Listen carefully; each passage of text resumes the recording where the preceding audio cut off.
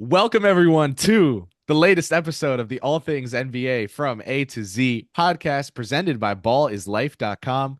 I'm Kris Pursiainen here alongside Albert Nguyen and a special guest for today from ESPN, the worldwide leader in sports, covering the National Basketball Association topical for a show like this one.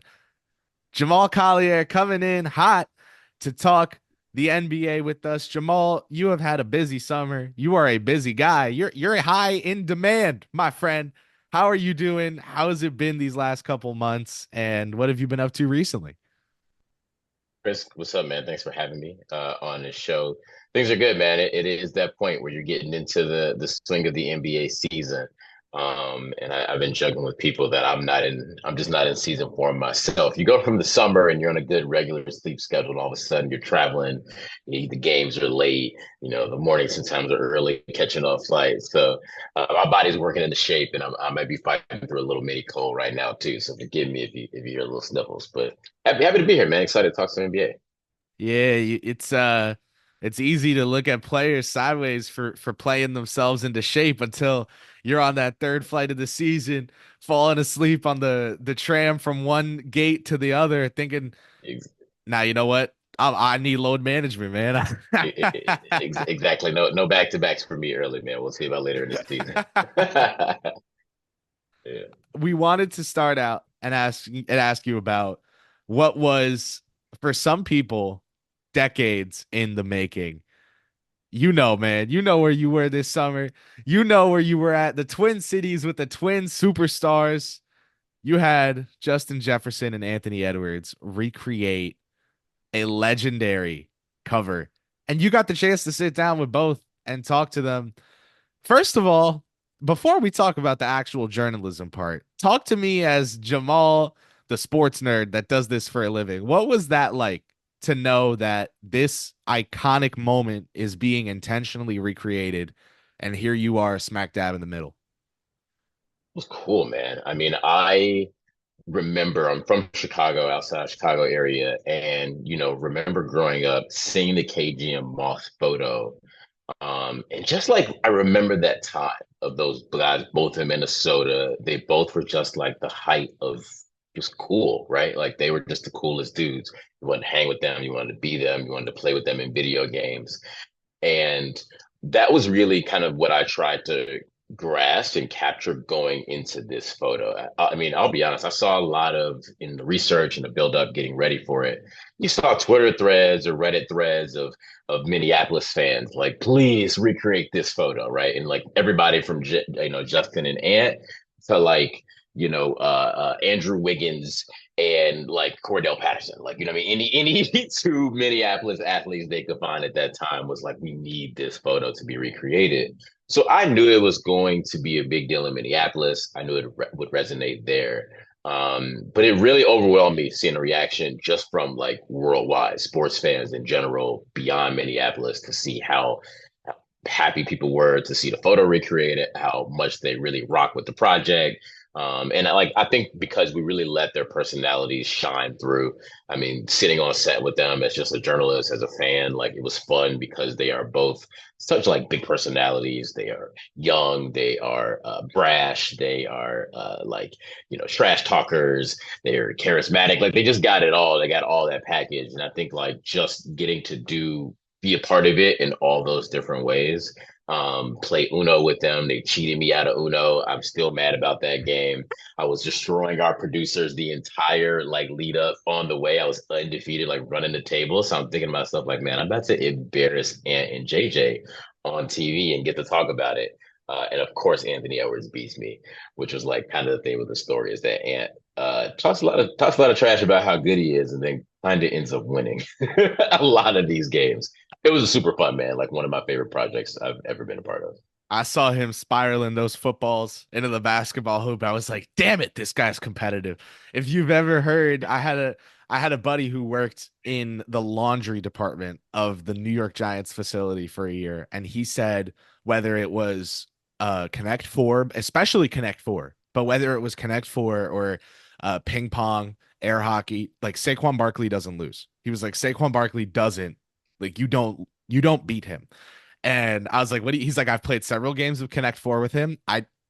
It's never gonna happen. It's like, and Funny. I think what I took away from that actually the Ant football and Jay Jetta's basketball video reminded me of was sometimes it really just is about the mindset. Like if you go into a situation being like, oh, just so y'all know, I'm the best at what I do and I'm not losing, Yeah. people will believe you, right? So like, um, Yeah. I was that confidence coming off of both of them very intriguing to me, and it must have been very interesting to cover. Yeah, it's funny because their confidence shows up in different ways. Where Ann is obviously more loud, braggadocious, and Justin's a little bit more reserved, just a little bit, like not necessarily. Like he'll also tell you that he's the best. And I saw it in reporting for that story in two different ways. Like on one hand, Justin, like in the combine, was like, even if he was like rated as the seventh or 10th best receiver, he was very confident and like, no, actually, I'm the best receiver here. I know that CD Lamb is here and this guy, whoever's ahead of me, is here, but I am the best. And then really goes about proving that. And I had one of Ant's trainers tell me a quote. It's one of my favorite quotes in the entire story, where he was like, and it also kind of harkened me back. And obviously, MJ comparison gets made a lot with Ant, but Ant's trainer told me basically, he doesn't lose in games. And if he does lose, he's going to go practice and practice and practice until he gets better than you. And he's going to try to play you again and you're probably not going to win. And that's that kind of like a little bit psychotic of instinct that those kind of high level competitive athletes have. That it is the competitiveness drives them to another level that us commoners don't necessarily get to that level all the time. Yeah, I love that, Jamal. I mean, Justin is already, regarded as the best receiver in the game, potentially the best offensive player in the game. What he's done for that team has been unbelievable. Ant-Man is definitely on his way, right? We saw him. It was the summer of Ant, basically. He had an amazing Yeah, postseason run. Then the Olympics where he got to play with his heroes and he showed out. So it's really cool for that city, for that entire region, just to have two more superstars that they can cheer for. But to reel it all back, you said you're from Chicago. Let's talk Bulls, right? They did a lot of stuff in the offseason. They yeah. re-signed To take Patty to take the air Williams. out of the room. I mean, they had a good start. We'll get into He took the why. We'll get Dyson and into just why. went. Yeah. Yeah, Yeah. So the Bulls this offseason, they re-signed Patty Williams. They traded for Duarte, Josh Giddey. I think they signed Jalen Smith as well. I was in Vegas for the summer league to watch Buzelis. He was actually playing really well. So I'd love to hear your thoughts on his early season struggles. But from a 10,000 foot view, Jamal, like how do you feel the season is going so far for Chicago? oof. So I'll start off by kind of laying out what the Bulls' philosophy of this was. They had realized that the DeMar DeRozan led version of their team had kind of reached its peak, and they was trying to shift this team into the next version of itself, a younger version. This is a team that doesn't really want to rebuild through the draft. Their front office GM is very averse to the like load up on draft picks and tank to the bottom. They're kind of really trying to rebuild from the middle and take a lot of guys who are still young but have some NBA experience. Josh Giddey has been around for 3 or 4 years. This in his fourth season, but he's 21 years old. Kobe White almost won most improved player last year. He's been in his fifth season, but he's still 23, 24 years old. Patrick Williams, another guy who's been around. So these guys are kind of just hoping for like giving these younger guys more roles, more opportunities, and that will naturally sort of help them rebuild on the fly. How is that going? Some kind of mixed results, depending on who you ask. I mean, the one thing I would say is that like they're in this weird middle point where they have these veterans holdovers. Zach LaVine and Nikola Vucevic are still here. Now those guys are both playing really well. Their efficiency's up. Vucevic especially, he was really one of the worst high volume 3-point shooters in the game last year, and really just shooters anywhere on the floor of like regular starters. He has been really a revelation. Bulls fans are joking that we needed Vucevic the last 3 years to hit a shot. He couldn't do it. Now we're tanking. He's on fire.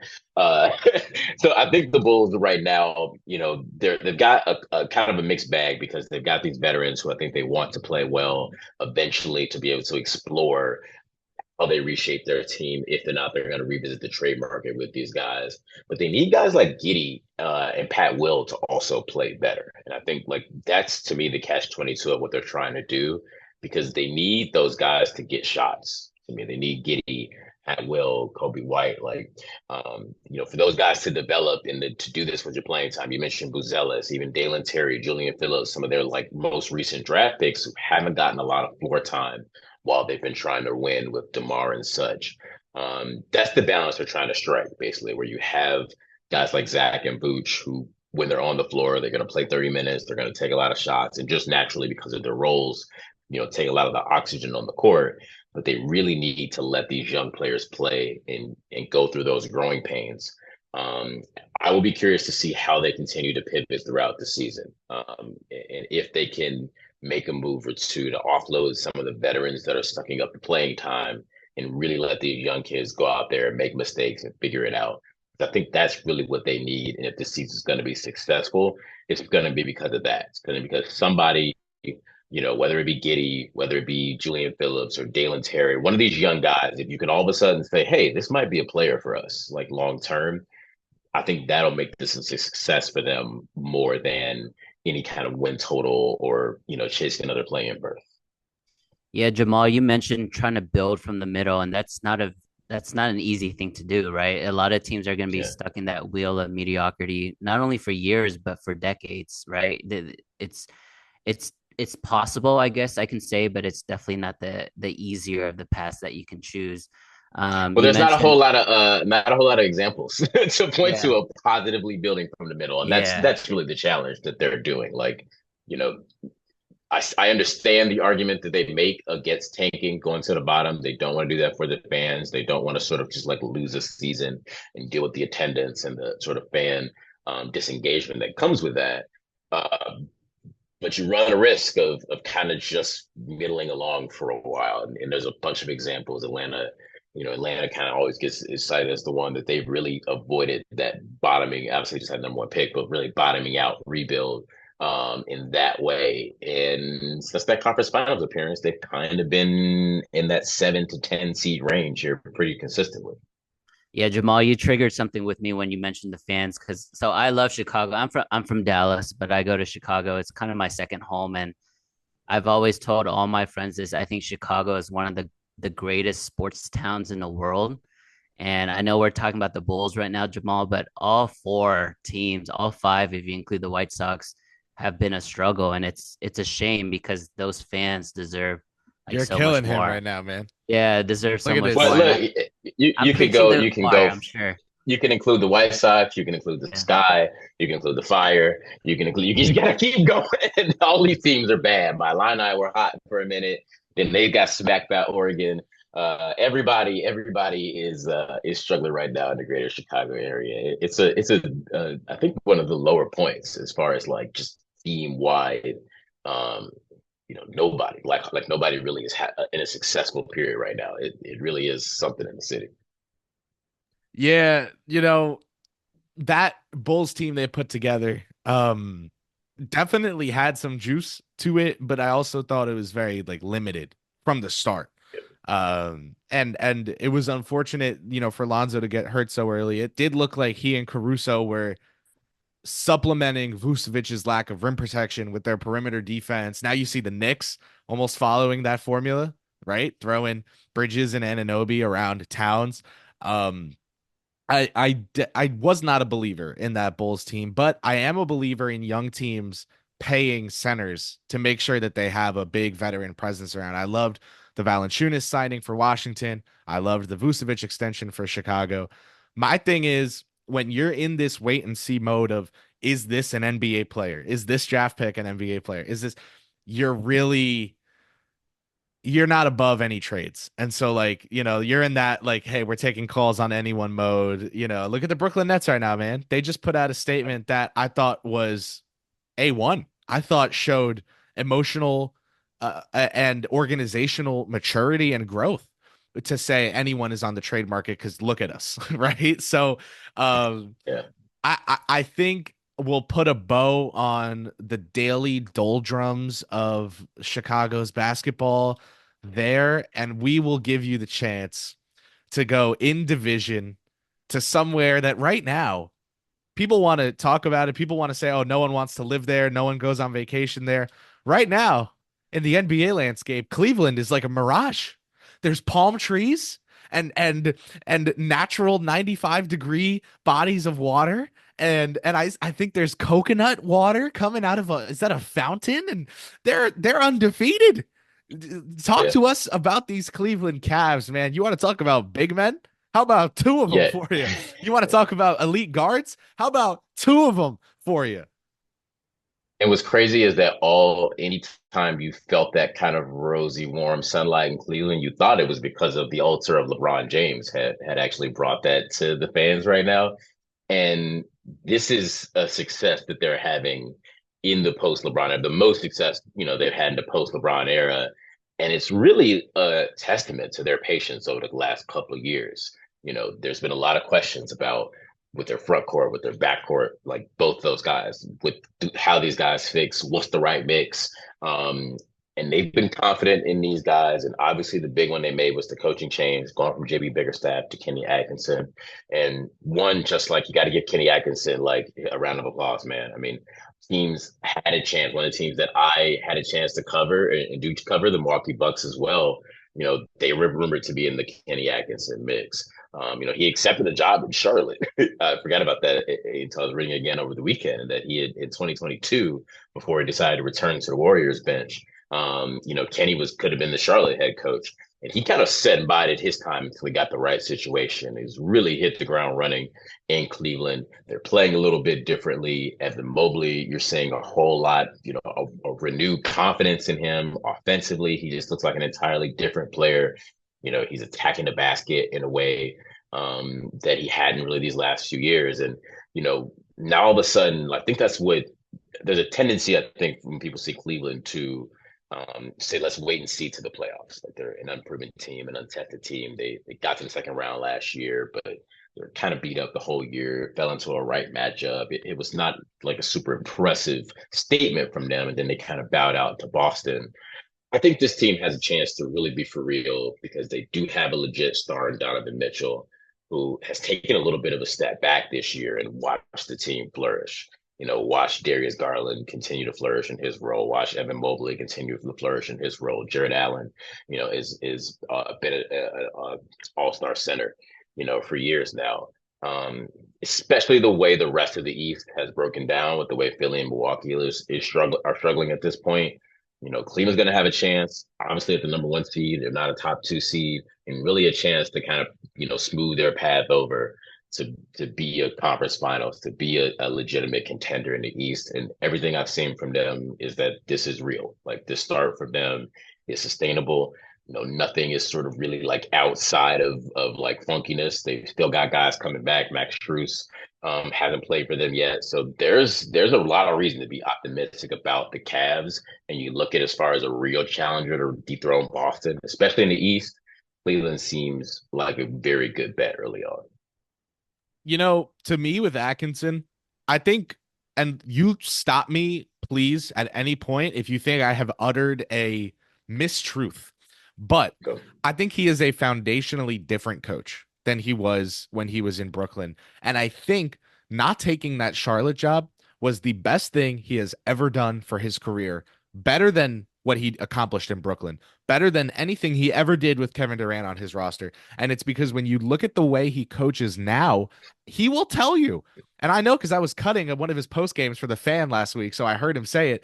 He very intentionally takes things from GSW and does them in Cleveland. He's a different coach. He has learned from other great basketball minds and has become one himself as a result. I think at the start in Brooklyn, he was someone who could take a team of some talent, make someone look like, the fulcrum of the offense and have everyone else fit. Reminds me of the Knicks. Julius Randle, Reggie Bullock, and Elfrid Payton were starters on a playoff team that hosted a first round series. That was the effect that Atkinson had. He could galvanize a team to become greater than the sum of its parts. But when that team had parts that were actually coveted by the rest of the league, it was like it got like too hot to handle, and he goes to GSW. He learns. He sits and listens and learns and reinvents himself as a coach. You look now, I'm going to start calling this guy the doctor because he came into Cleveland and he looked at that team and diagnosed exactly what was going on with the team that was causing these bumps in the road. And he said, I got it. You need 3 doses of Evan Mobley believing that Evan Mobley is an all-star. And you need Donovan Mitchell and Darius Garland to stop acting like little puppies when dinner gets put out, shoving each other out the way, trying to get their share, right? He made all the little dogs sit back and realize that they can all eat. Is that like transformation something that's also stood out to you? Because to me, this is a different coach, and it's not the one that I said the Knicks should hire Tom Thibodeau over. I would have hired this Kenny Atkinson over anyone, and that's because he didn't Yeah. exist back then. Yeah, and I think a lot of people and teams, like I said, can look at it now and go, "Wow, we wish we had that guy for our coaching vacancies the last 2 years." And I think you hit it around the head. Like you do sometimes taking that chance to learn in a role like Golden State to take a step back from coaching your own team. And I think just like you said, getting the right situation, that's another big thing about it. I think Cleveland, Jimmy Bickerstaff, I think is doing a great job in Detroit, and I have a lot of respect for him as a coach too. But Cleveland needed a fresh set of eyes. They needed a fresh look, a fresh voice in the room. As you probably heard from Kenny, he said it a lot when he's been asked about what's the difference this team, and he kind of deflects a little bit, but to kind of go say like we had a good team. I just came in and these guys were already pretty good, but it takes sometimes that new voice to come in, like you said, and give everybody a 10,000 feet or a step back view and allow people to see things a different way and flourish in a different way. And I think like that's been the thing that it makes me again believe in this team is that like everybody is in their roles and kind of starting to excel in that role. That you see the upside and you see like these young players that are growing into more comfortable spots and positions on the floor, and they got playoff experience now. I think there's a lot of reason to be excited about this Cleveland team, and obviously them in Boston. Not just for the NBA Cup, are going to also kind of be in their same crosshairs all year, and I'm excited to kind of watch how their games and those matchups continue to go throughout the year because I think we're going to. You're going to see it. They seem like the team right now poised to best really go at Boston and have the tools to really disrupt them, especially we're talking about out east. Yeah, Jamal, we're recording this on a Tuesday. So Cleveland right now is sitting at 15-0, right? They're traveling to Boston. Most likely no Dean Wade. A lot of people who are casual fans of the NBA probably don't realize how big of an impact he makes on that team. So I mean, from like a game to game standpoint, Boston looks like the pick tonight. But outside of Cleveland and Boston in the Eastern Conference, especially with Philadelphia struggling, Milwaukee might not be it. Who's that third team, in your opinion, that can knock one of these two off their pedestal? Is it Orlando? Is it the Knicks, the Hawks? Who's your number three? Who's the third tier there? Man, you got a whole lot of uninspiring drop off after those top two right now. So you want me to answer for right now? You think ultimately before the season is done?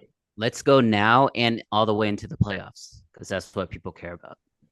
I mean, so Orlando without Banchero, I think can't be that team yet. I think of the current, mishmash mediocre East teams right now, I gotta maybe give a slight nod to the Knicks. Just as a team that is the healthiest, that does have some experience, some semblance of it. I can squint a little bit and see how the Knicks, so they've been disappointing the way they've started off. I just got kind of big question marks about everybody else. If we're talking long term, this might not age well, but I don't think I'm ready to sell all of my Milwaukee stock yet. Damn it, I knew it. And I might just be looking out to Pfizer form right now in Milwaukee as I record this, and it's giving me that. But the Bucks have won 3 out of 4. They will point to the past 2 weeks that they've been playing better and say really the Brooklyn loss in Chicago back-to-back losses. were really the bad ones. And the Memphis game, New York game, it has some games have been blown out, but sometimes that happens. So throwing away a lot of blowouts here, but basically, I think the last couple of weeks for the Bucks, I just looked up a stat this morning. Since the start of November, their defense has been the seventh best defense in the NBA. Like they have actually made some strides. Giannis is playing even better than he did when he won 2 MVPs. 59 points last week. He is still a world beater. He had an amazing block the other night to beat Houston.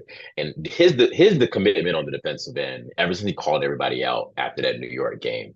I'm taking note of early on. He really does. He's always, he's a force on both ends, and he can be a force whenever he wants to be.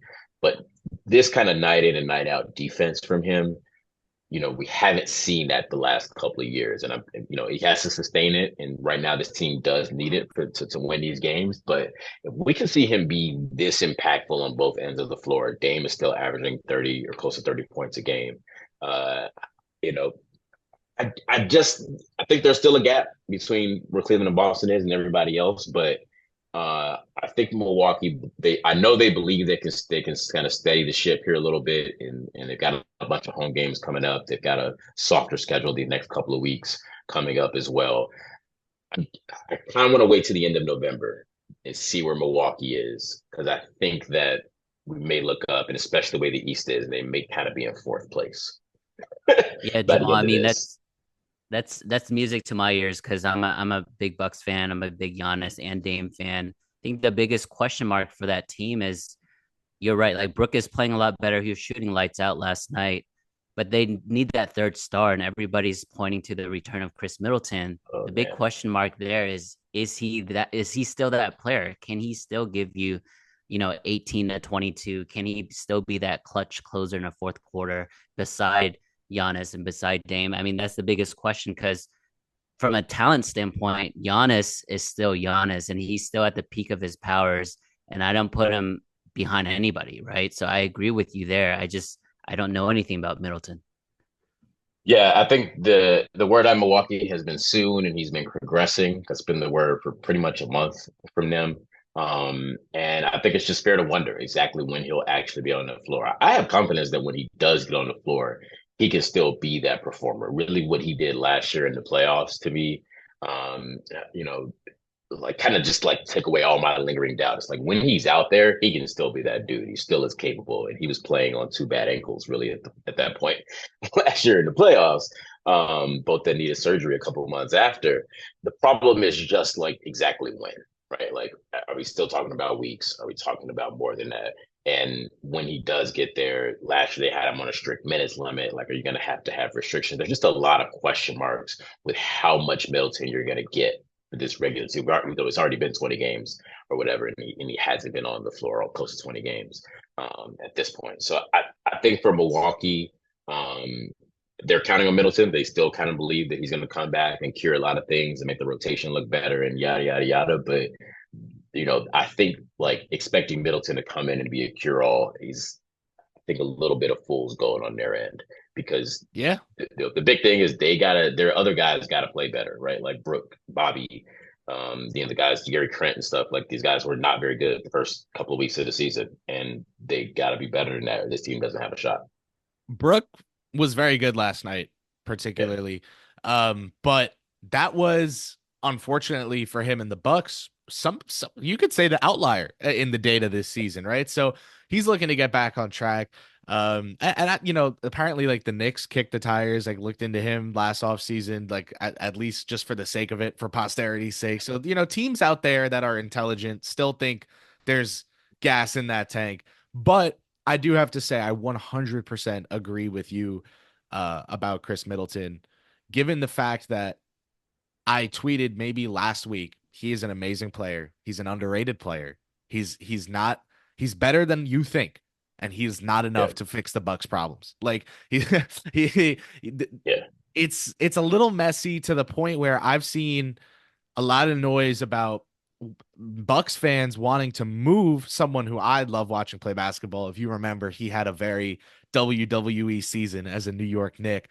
Mr. Bobby Portis. He had, what was it, like a 30-point game against the Bulls, like the first week of the season. You knew it was going to be one of those years for Bobby P. What, like, could the Bucks reasonably get anything back for him that would make it worth their while? Or is that just kind of fans looking for a common denominator to scapegoat? Is it a little bit of both? Yeah, well, that's the Bucks' problem, right? Like they don't have any draft picks. They got no draft picks, first round, second round until 2031. And they've got a bunch of players who are, either kind of aging veterans that you're not sure, like Brooke, Bobby, Pat Connaughton. Like, in order to trade those guys and make it worthwhile for them, like they have to get somebody back who, in theory, would be an upgrade. And why would a team just give you an upgrade? So like that's the challenge of competing at this point, and all the apron nonsense and stuff for them. Like they can't combine players, and they're kind of restricting on what they can do to actually trade anybody. So it's like, my colleagues have reported, at ESPN, and I've heard the same, that the Bucks have been out there looking for trade help. They've been scouting hard. They kind of are trying to explore the market early and see if they can find somebody to help. But to me, it's very unclear where the help is coming, because trading one of these guys that might not be performing well, when you're trading them at low value, you're trying to get something back. And you're a young player. You don't have any young players that have a ton of value. Just like you don't have a lot of things here that people actually want, especially when you're looking for stuff that can return and help you right now, because your window to compete is right now. So again, it goes back to what I said a minute ago. Like they got to just kind of hit the play better button. Like these guys just got to play better for these guys to have a chance, because they're getting a high level of Giannis, a pretty high level of Dame when he's been out there. Brooks still has something in the tank. He's not the same player as he was a couple years ago, but they're still getting a pretty solid effort of him. And it's really everybody else kind of from that 4 to 9 range on their bench. Like they have to get some consistency out of somebody on this roster. So, with all this said, I got to ask you, if there's a player out there in the league right now that maybe, let's play some money ball, right? Because they got DeLon Wright. To me, that's a great money ball. That's a great money ball move. The market has undervalued this guy for years. He was stranded on Washington. People didn't understand his game. Is there somebody out there that you've seen play, maybe not even thinking of them as a Bucks target, but you're thinking like, you know what? Yeah, no, yeah, that could help. That could help. Completely speculative. No, not nothing if the Bucks have looked into this guy or Breaking. not. But Jamal is I was reporting live. Larry Nance is a guy who has started off pretty well for the Hawks. He kind of fits that role as they're looking for somebody on the wings, can play big, can play him next to Giannis. He can space the floor a little bit. He's the kind of guy I think for them, especially if, depending on where the Hawks end up in this season, if they decide to move off a guy like that, that the Bucks I think could use and inject some new energy into them. Again, that's completely speculative. I like that pick, man. No, I do Yeah. like it. And I've watched more Atlanta than I maybe ever have before this season, because I'm trying to look at Jalen and Dyson and these different. Okay. Yeah, Case and Wallace's brothers playing minutes for them right now. Like Keaton Wallace, like they got some interesting. My guy Gary Bird is coming off the bench. Come on now, but I've seen a lot of Atlanta this season, and ultimately it's because I'm wondering, like, is Trey, what's going on with Trey, and is this Dyson Steele thing for real? So I've watched a lot of them. And looking at Larry, man, he's putting up some threes. Like he's shooting some threes. There's that Budenholzer connection for him and Brooke. They could get along on being bigs that were made to threes. Maybe not by Budenholzer himself, but just by the vibe, the direction of the Yeah, the league. Budenholzer osmosis. You see Yusuf Everybody's Nurkic out got there. good bud stories around Milwaukee. Yeah. You see Yusuf Nurkic ripping threes now. You're like, yep, that's a team that hired Mike. Jamal, man, we cannot thank you enough for taking the time in the middle of the season to join us to talk about the red hot, or maybe maroon hot, Cleveland Cavs. Wine hot? Anyway, where, if the people that are listening who somehow, some way do not already follow you, where should they go follow you? And what's something they should go check out that you've put out recently? Yeah. So we mentioned it earlier, the Ant and Justin Jefferson story. If you hit ESPN cover story, Google Ant and Justin Jefferson, Google my name, you can find them. Find that story, video, all the packages put together. My Instagram handle is just my name at Jamal Collier.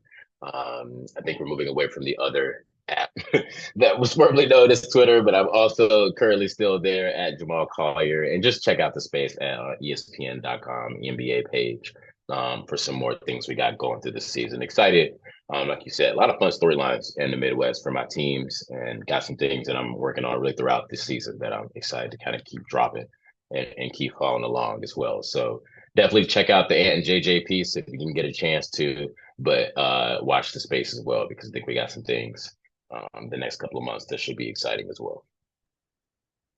Awesome. Thank you so much, Jamal. We're excited to have you on today, and hopefully we get you back in a couple of months. Appreciate you guys. Hopefully we got more good, and maybe like a Chicago upside to talk about. Yeah, right. Positive news.